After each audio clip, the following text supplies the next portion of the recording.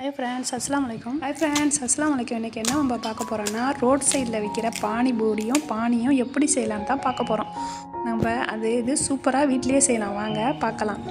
இது பாருங்கள், இந்த மாதிரி நம்ம இப்படி செஞ்சு வீட்லேயே சாப்பிடும் போது ஹெல்த்தியாகவும் சூப்பராகவும் டேஸ்ட்டாகவும் இருக்கும். எப்படி செய்யலான்னு பார்க்கலாம் வாங்க. இது பாருங்கள், பானியை நான் செஞ்சுருக்கேன். அதுக்குள்ளே பூரி உள்ளடம் எல்லாமே வீட்லேயே செஞ்சுருக்கேன். இது நம்ம எப்படி செய்யலான்னு பார்க்கலாம் வாங்க. இப்போ உருளைக்கிழங்கு, பச்சை பட்டாணி, வெள்ளை பட்டாணி எல்லாம் சேர்த்து நான் குக்கரில் மஞ்சத்தூளும் உப்பும் போட்டு வேக வைக்கிறேன். இதை நல்லா வேக வச்சு நம்ம வச்சுக்கிறோம். இப்போ ஒரு சைடு நம்ம மிக்ஸி எடுத்து ஒரு நெல்லிக்காய் சைஸ் புளி, 3 பச்சை மிளகாய் எடுத்துக்கிறோம். எடுத்து கொஞ்சம் இஞ்சி சேர்த்துக்கிறோம்.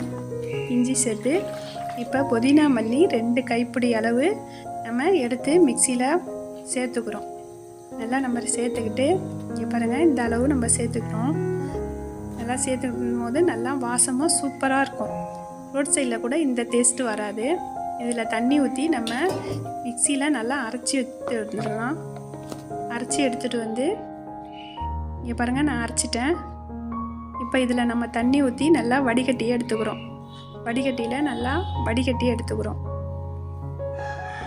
இங்கே பாருங்கள், நான் வடிகட்டி எடுத்துக்கிறேன். எடுத்து இந்த பாருங்கள், இந்த அளவு வந்துடுச்சு. இப்போ இதில் உப்பு சேர்த்து நல்லா கலக்கி விட்டு இப்போ நம்ம கொஞ்சம் சாட் மசாலா சேர்த்துக்கிறோம். சாட் மசாலா சேர்த்து கலக்கி விட்டுக்கிறோம். இப்போ நம்ம ஒரு வானிலையை வச்சு எண்ணெய் ஊற்றி எண்ணெயில் வெங்காயம் போட்டு நம்ம உள்ளடம் தான் செய்ய போகிறோம். இப்போ வெங்காயம் போட்டு நல்லா வதக்கிக்கலாம். இப்போ பெருஞ்சீரகம் சேர்த்துக்கலாம். மிளகாய்த்தூள் சேர்த்துக்கலாம். மிளகாய்த்தூள், மஞ்சள் தூள் எல்லாம் நல்லா சேர்த்து நம்ம கலக்கிக்கிறோம். கலந்து எடுத்து இது கரம் மசாலா கொஞ்சம் சேர்த்துக்கிறேன். இப்போ உருளைக்கிழங்கு வேக வச்சு மசித்து எடுத்து வச்சுருக்கேன். இதையும் சேர்த்து நல்லா கிண்டி எடுத்துக்கிறோம். இந்த பாருங்க, இந்த அளவு நம்ம கிண்டிட்டு பச்சை பட்டாணியும் வெள்ளை பட்டாணியும் சேர்த்து இதையும் நம்ம கிண்டிக்கிறோம். நல்லா கிண்டி எடுத்துக்கிறோம். மசாலாவோடு சேர்த்து இந்த உருளைக்கிழங்கு மசாலாவை நல்லா கிண்டிக்கிட்டோம். இந்த மசாலா எல்லா பக்கமும் நல்லா கலந்து விட்டுக்கணும். கலந்து விட்டு ரெடி பண்ணி நம்ம எடுத்து வச்சுக்கிறோம்.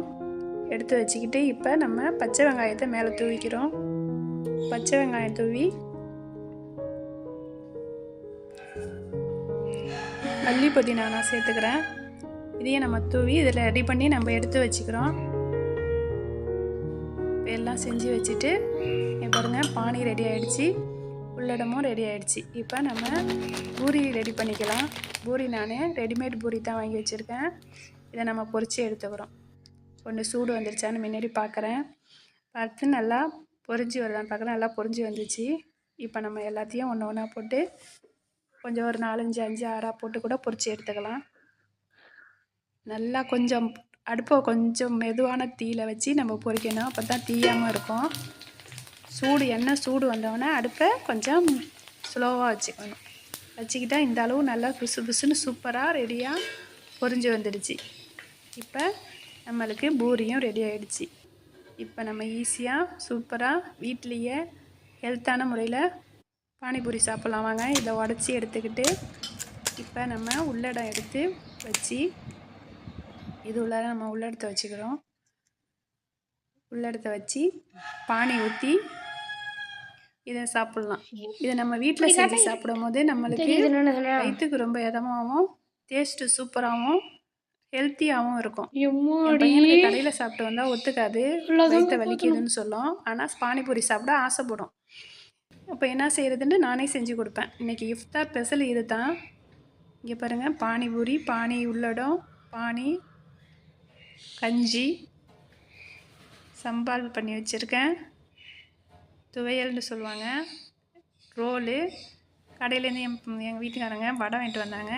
நன்னாரி ஜூஸ். இவ்வளோ தான் ஃப்ரெண்ட்ஸ். ஓகே, பாய், அஸ்ஸலாமு அலைக்கும்.